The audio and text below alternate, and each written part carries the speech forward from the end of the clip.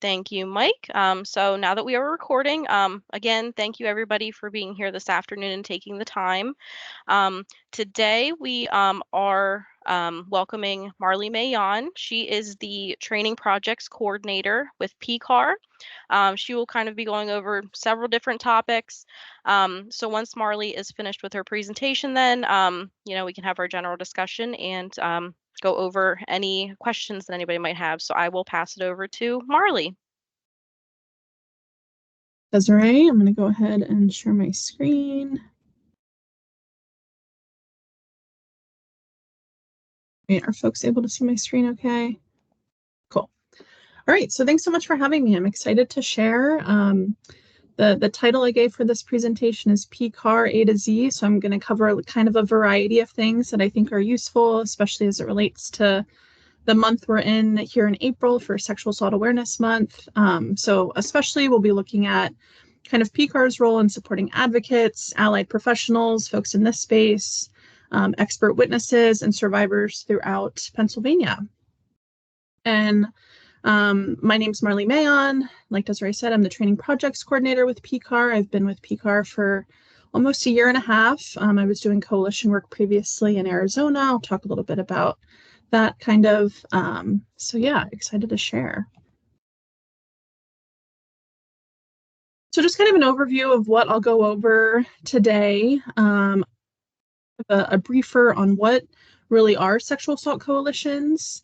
And what does that look like in the context of what PCAR does specifically here in Pennsylvania. Talk a little bit about our rebrand as Respect Together. We'll talk about the National Sexual Violence Resource Center and what that has to do with kind of the work of PCAR and our overall organization Respect Together. Definitely talk about Sexual Assault Awareness Month, specifically looking at some of the things our centers were able to accomplish this year. We'll look at our eCampus, so some really useful resources for folks as it relates to sexual violence and community served, and just a variety of really useful resources there. And then I'll kind of close out talking about PCAR's role in supporting the training and coordination of expert witnesses. And I can kind of see the chat, but if anyone wants to let me know if any questions kind of come in specifically for me, I appreciate the reminder, the heads up. Right, so grounding us in what a sexual assault coalition really is. So just for folks who don't know, every state and territory has a designated sexual assault and or domestic violence coalition. In some states, those are combined organizations. So the state that I'm from, Arizona, we were a combined coalition. So we were the Arizona Coalition to End Sexual and Domestic Violence. Whereas here in Pennsylvania, we have kind of our standalone separate coalitions, PCAR and PCADV. And so state sexual assault coalitions really serve as the primary training and technical assistance provider for rape crisis centers, as well as allied professionals on best practices. We advocate for critical public policy change and social justice at state and even sometimes the national level, or that statewide entity, right? We're different from rape crisis centers because typically coalitions do not engage in that direct service work that rape crisis centers do, though I will talk about how we have some direct service work that we do here at the coalition.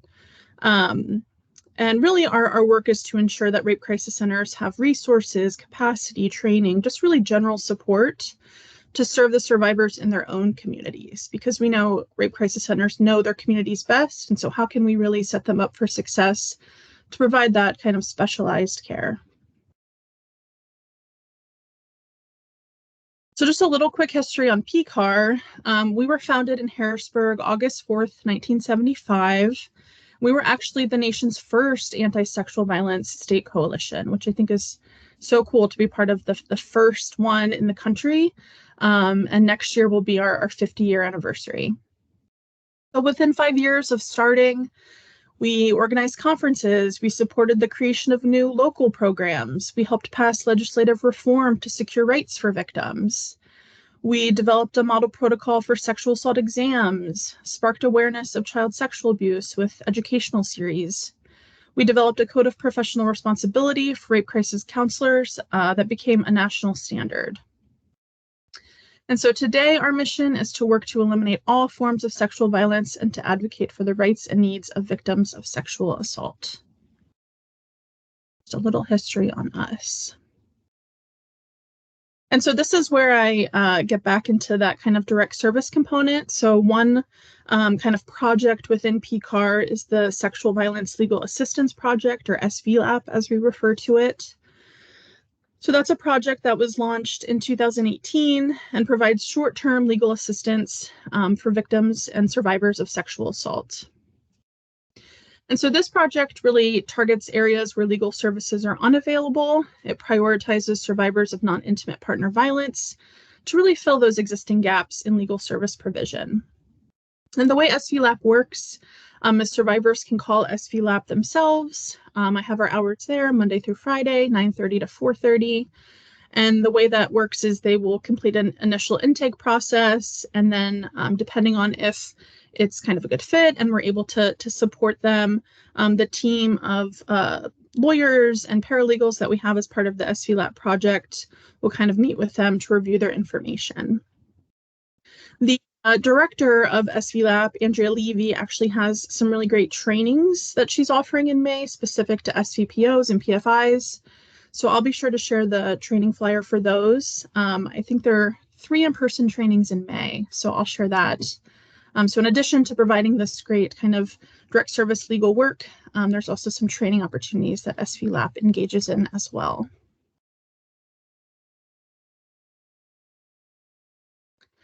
All right, so here's a video I'll share that gives some kind of context. We just had a rebrand in, I want to say August of last year. And so I know folks are still kind of getting the hang of our new name and kind of what we all have to do with this overarching Respect Together organization. So this video will kind of help to explain that. Let me know if the volume isn't on.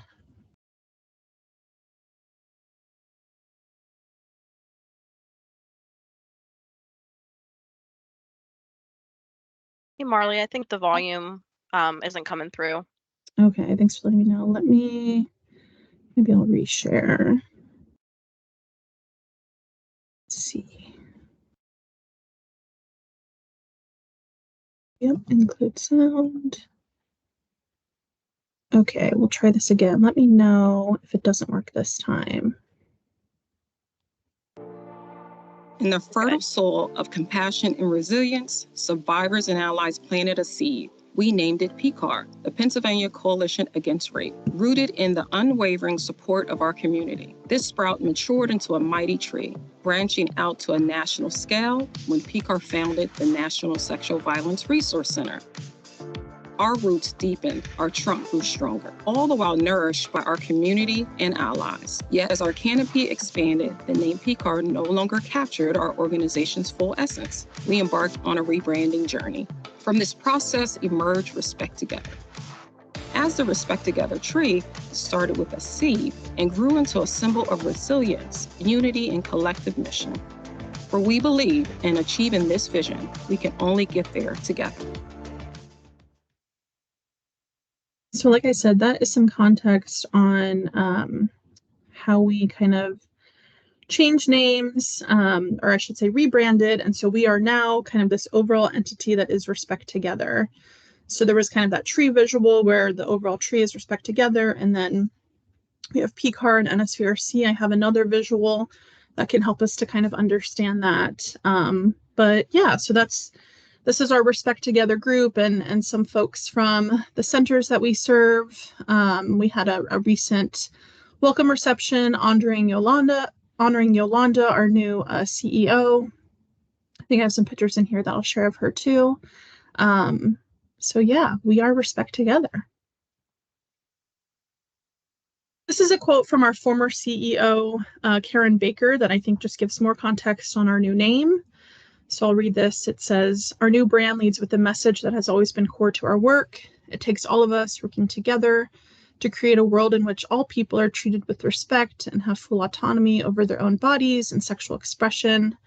We affirm our longstanding commitment to address all types of sexual violence and believe that when everyone is treated with respect, there will be no more rape, abuse, harassment, or oppression." So just some context on that language and where that kind of respect piece came from. And so, like I said, Yolanda Edrington is our new Respect Together CEO. Formerly, she was the Chief Operating Officer of NSVRC. And so we're grateful to be under her leadership. We had a open house recently where folks were invited to check out our space, and it was a super busy day that I'll explain more about in a couple slides, but there she is kind of giving a tour and explaining some about Respect Together there. So like I said, I just think multiple visuals can be helpful in really understanding our overall organization as Respect Together. That's really an umbrella term for PCAR. So while we have the same acronym, our former name, Pennsylvania Coalition Against Rape, our new name is the Pennsylvania Coalition to Advance Respect. We do all the same work. We are the state's sexual assault coalition. Same acronym, like I said, just have a different meaning behind those last two letters.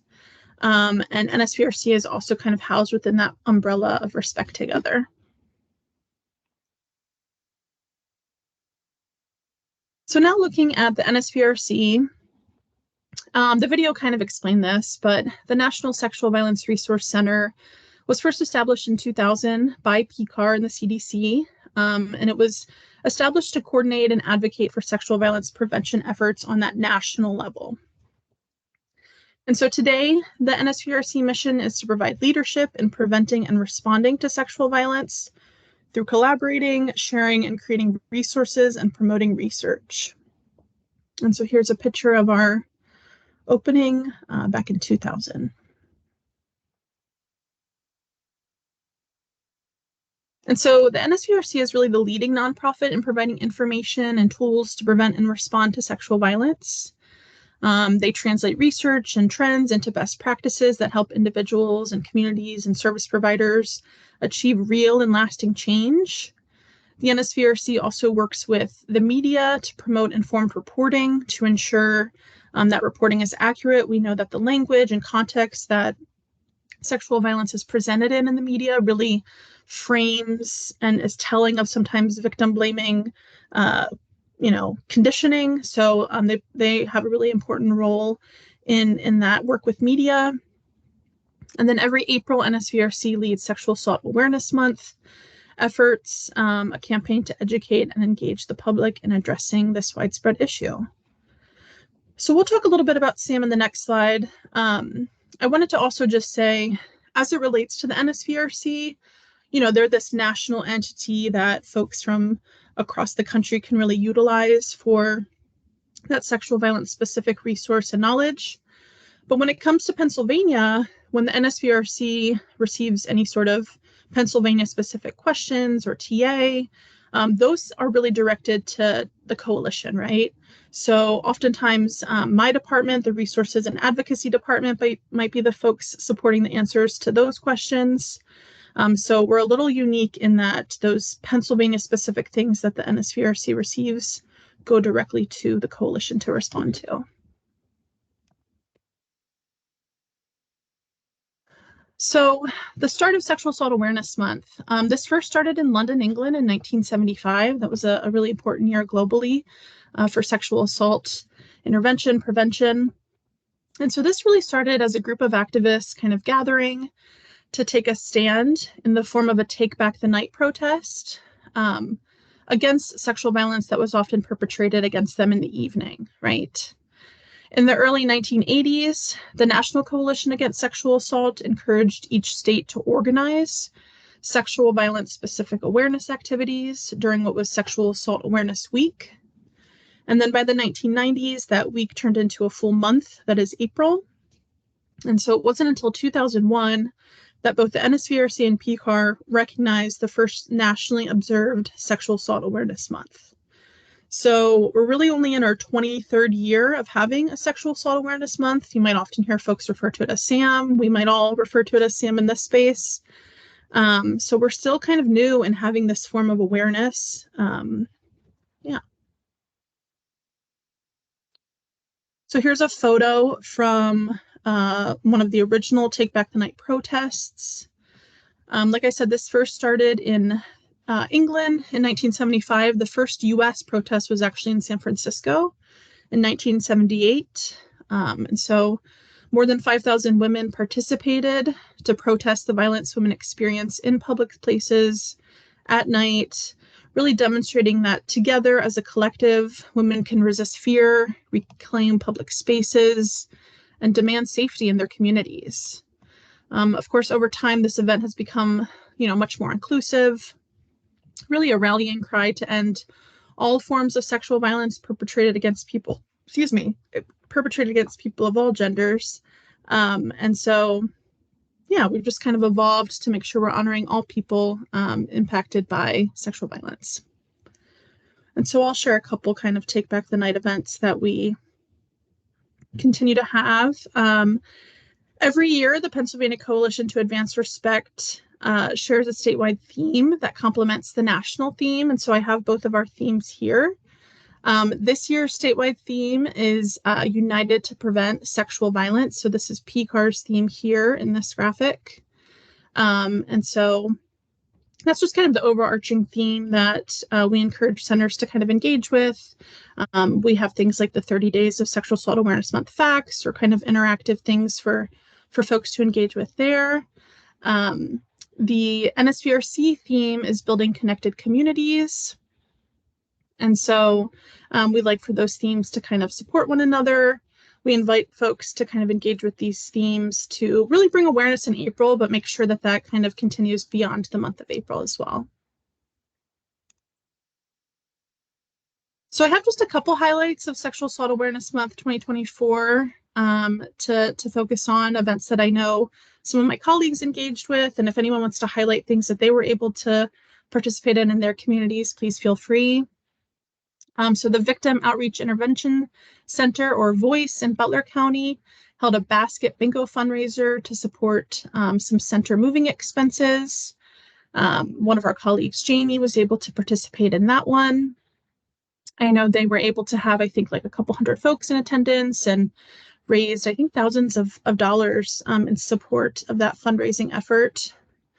Victim Services also had a fundraising effort in Cambria and Somerset County. I was able to attend last weekend. So that was a Take Back the Night live music night.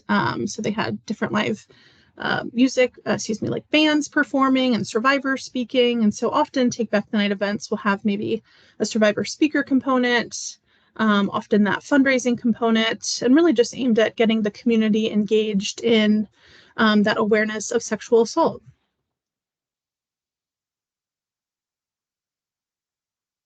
This was a really special event that doesn't often happen. We had the Adams County Empowerment Center launch on April 2nd. Here's some photos from that launch. So having an actual center be able to launch is definitely a big deal. Like I said, that doesn't happen often. So here's some photos from that. We have a service dog, and the leader of that center, Atlee, is here.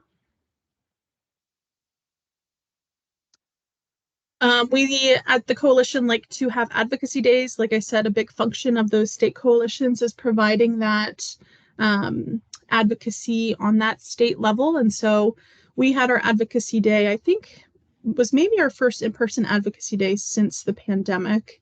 But so we were able to organize, invite centers to have meetings with their kind of local legislators that represent their areas, be clear on kind of the issues that we were advocating for, budgeting things around the state budget for rape crisis centers. We were able to meet with state senators, legislators, drop off kind of useful information, and really get to have kind of the whole group of folks engaged in those advocacy efforts. We do have a public policy director who does this work kind of consistently, but to be able to have that kind of annual day is also really special. And so I think this was actually our first time being able to light the Capitol teal obviously being the kind of color of sexual assault awareness. And so there's a picture of that.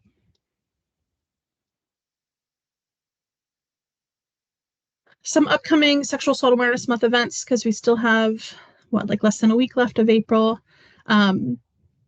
WAR, one of the rape crisis centers in Philadelphia, has a Unite to Prevent Sexual Violence March happening this Saturday. I'm planning on attending that. So always cool to see kind of the different events that centers have going on this month. And so while this isn't SAM specific, I wanted to just give a quick plug for the National Sexual Assault Conference that PCAR, Respect Together overall, is hosting this August, happening August 14th through the 16th. I know registration for this isn't quite open yet, but I can definitely make sure to include the link to register. I know I'll send out this PowerPoint, some of the information and resources referenced, so folks can kind of be aware of that. I know I didn't know this before starting at PCAR, but we kind of alternate hosting the National Sexual Assault Conference every year. So it's either Respect Together or it's Valor in California. And so this year is kind of the East Coast year of hosting. And so, like I said, it's in DC, and I can share more information about that. All right, so now I'm going to share a little bit information on our e-learning online campus, which is a great resource for accessing just different information, both on kind of the NSVRC and PCAR side of learning. It's kind of a combined effort. So I'm going to stop sharing and just bring up my web browser to show that.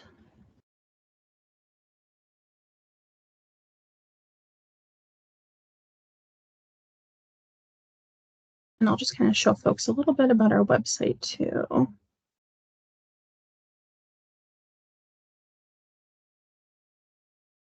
All right, so hopefully folks can see my screen okay.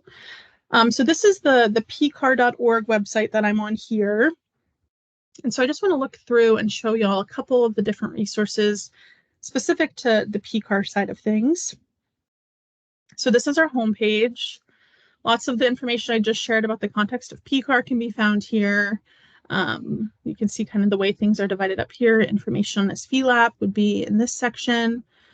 So as far as our resources, we have our Pennsylvania podcast. So there's different episodes that we have on here that are really great. Kind of if podcasts is a useful way for you to learn, there's a plethora of podcast information on here.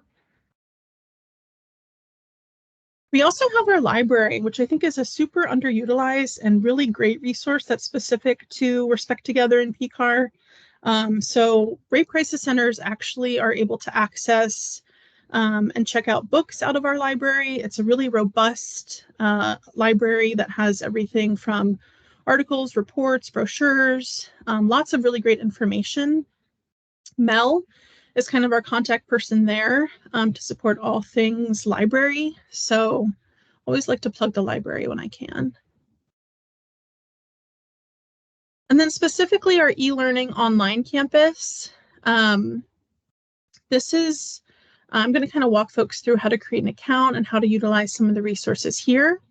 So just a reminder, the way that I got here was just on the pcar.org website under resources and then e-learning.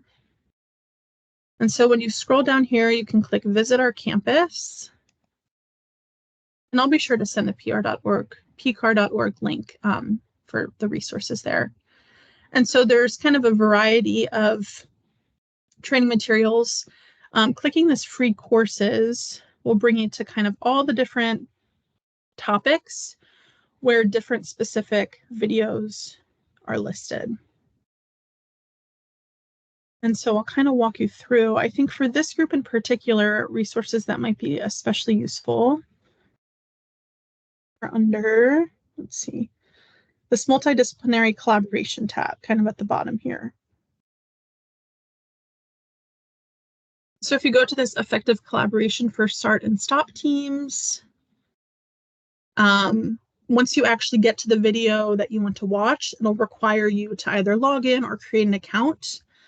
So I'll log in, but if you were to do the option of creating a new account, and this is totally free to you, by the way, it's just a very basic information you would need to include. So your username, password, email, kind of all that basic information. And then you just have a login where you can, you know, save these courses and refer back to. So for me, I have a login.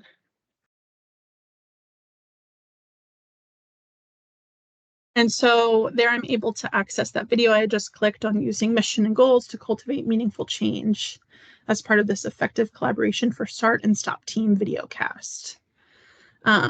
So within that, we have the PowerPoint for folks to reference, lesson guide, kind of just additional useful resources that folks can check out. And if I look at this, this is like a 29-minute video, but there's definitely videos, of varying lengths. So I encourage folks to kind of create that account and look through here to see what resources might be most kind of helpful to you. I wanted to also show the NSVRC side of things and point out some resources that might be helpful here. Let me see.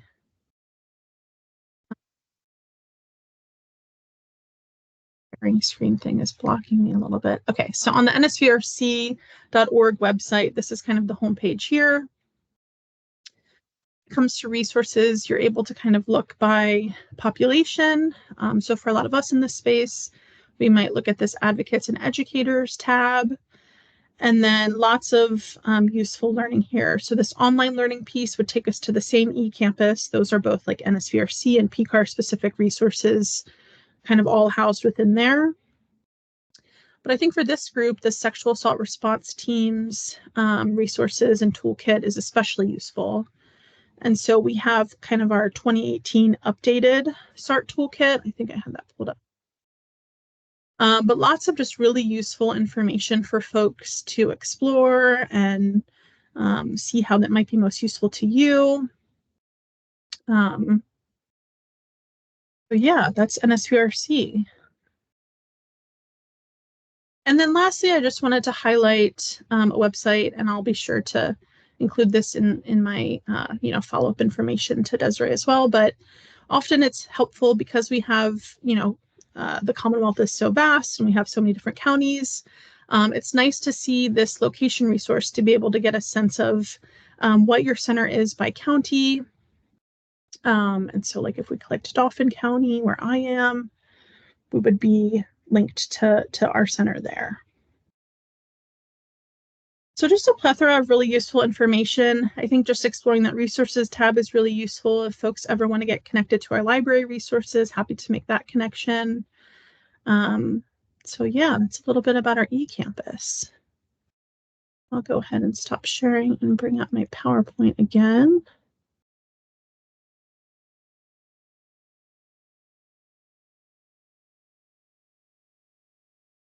So the last little bit that I wanted to touch on is,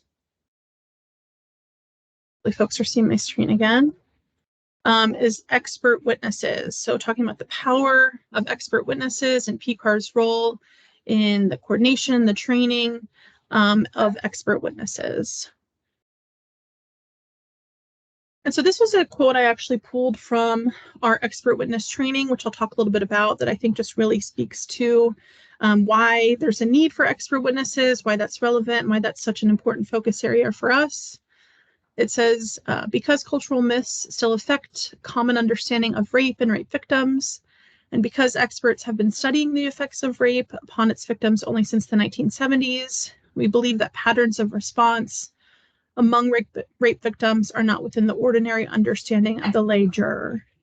So that's kind of legal speak for really recognizing the way, within a court setting, the victim behavior, response, so many of those elements that we in the victim service realm know to be accurate of how survivors or victims respond to trauma such as sexual violence might be normal behavior, maybe aren't always understood within that courtroom context.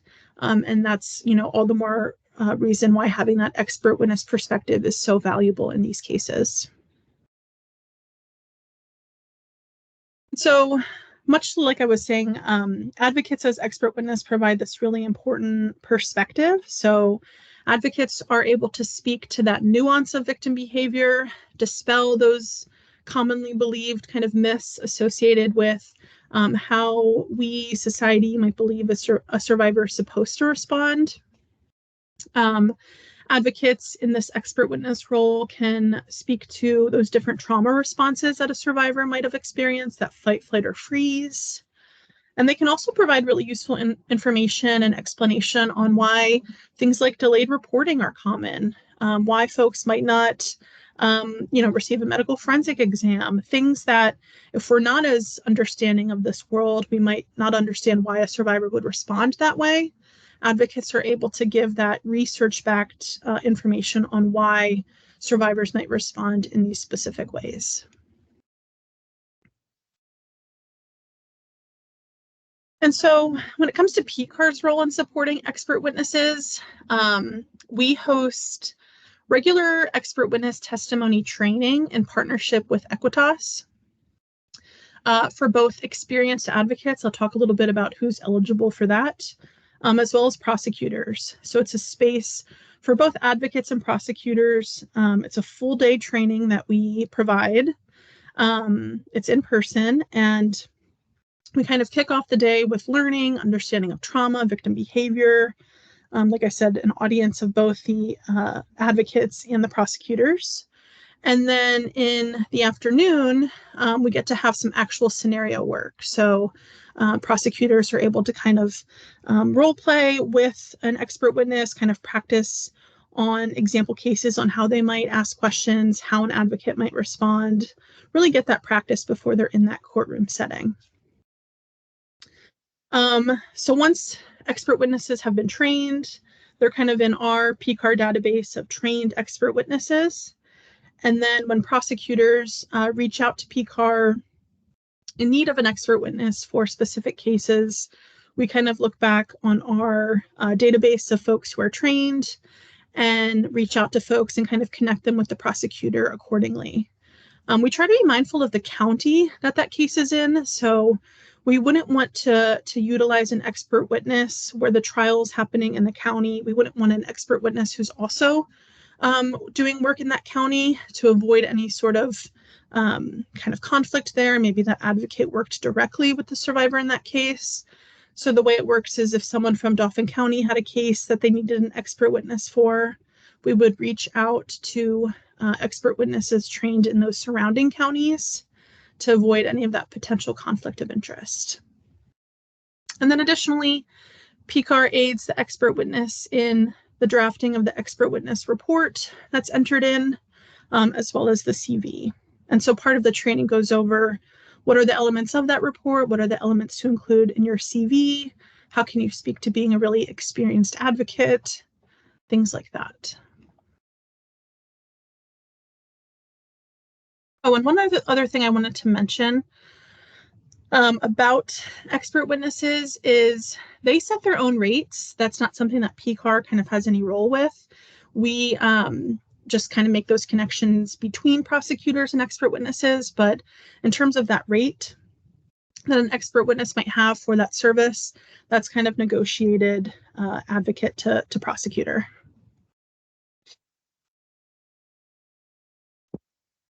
So in terms of who's eligible to attend our expert witness training, advocates need to have had at least 5 years of direct service experience to participate in this training. There's an application that asks them to indicate their years of experience, and also asks, what kind of direct service types of advocacy have you provided? Legal advocacy, medical advocacy, facilitating support groups, counseling. So what does that direct service experience look like? And then in terms of prosecutors, an application is not required. And then, so we just had our first expert witness training in person, I think since 2018. So our first kind of post-pandemic training last year. And so we're still kind of coordinating when our next training will be, but I would say ideally 2025, 2026 would be our next expert witness training.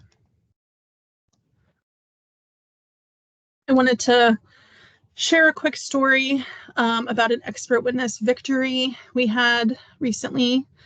So less than a month after we had the expert witness testimony training last year, I think we had it in the beginning of June, one of the recently trained prosecutors from a rural county in PA reached out to request an expert witness for an upcoming sexual assault trial. And so we were able to kind of look at our database, connect them to an expert witness who was worked as an advocate at a rape crisis center. We supported them with the creation of that CV, with that report. And then we also supported them. The prosecutor also was looking for a medical expert to speak to some kind of medical specific elements of the case. So our medical advocacy coordinator was able to provide that same coordination as well. And so we kind of had those coordinating pieces. The prosecutor was, preparing for the trial. I think it got pushed once, if not twice. And maybe a month or two after the trial, the prosecutor emailed me, described, it was a really intense 2-day trial, and then shared what I have here. So the defendant being found guilty of all the charges on this screen. She mentioned he's a repeat offender, will likely be looking at 25 years, and said, thank you for helping to bring justice and closure to this survivor. So it was really special to see this training that we had just had, this prosecutor go through this training and then be able to have such a successful case that we know doesn't always happen too often in this space. So really cool to be a part of that training to kind of ending trial outcome. And we'd like to see more of this. We hope to eventually coordinate kind of quarterly expert witness network calls between prosecutors and advocates, so they can speak to the experience of kind of working together and things to keep in mind, elements of that report. So we provide kind of a document resource of kind of common things that might be mentioned in the report as it relates to victim behavior and child sexual assault, depending on the case. But we want to kind of build that network and that community up all the more so folks kind of feel equipped to utilize expert witnesses in their trials. So I know that was a little bit of everything. Like I said, PCAR A to Z. So if folks have any questions, I know there's a couple resources like a flyer and some links that I mentioned that I'll share in the chat. But I'll go ahead and stop sharing in case folks have any questions for me.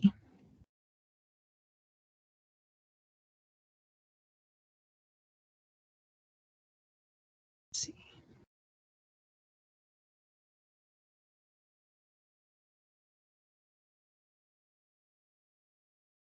So I'm going to upload that flyer quick if I can figure that out.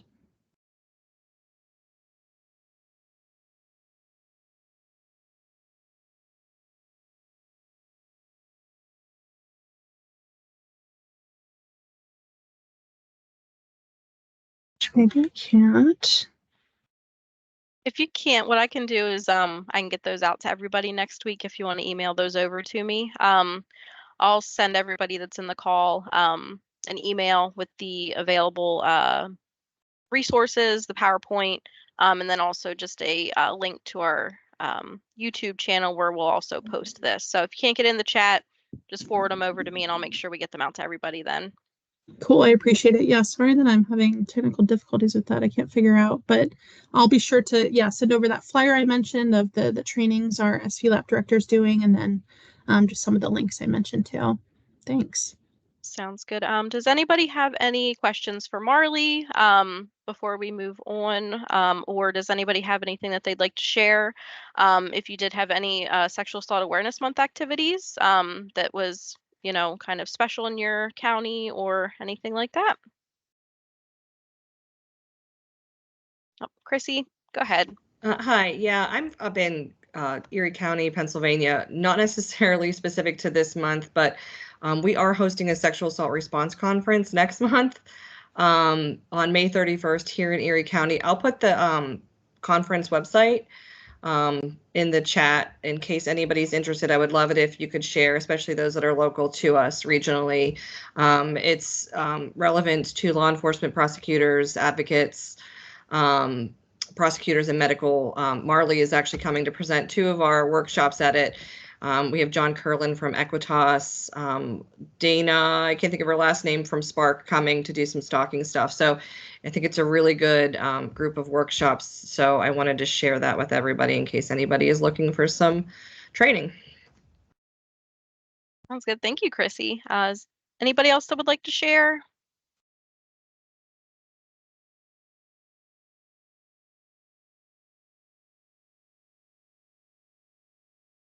Great. Well, thank you again, Marley, for joining us. That was definitely very informative.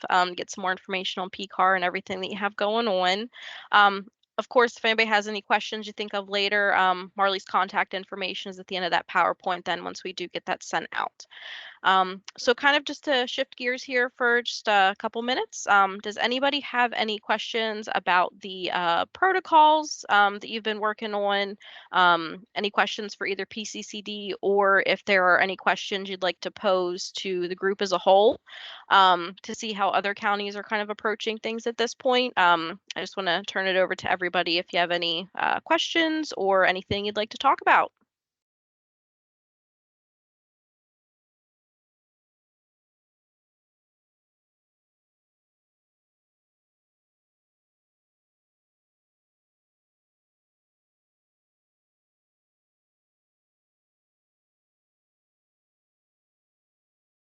Right, not seeing anybody raising hands or coming off mute. I believe that that will conclude our check-in for today. As always, if anybody has any questions, about anything in general with your STOP grants, the protocols, feel free to reach out to your your program contact here at PCCD, or feel free to utilize our resource account. We do always have that open as well.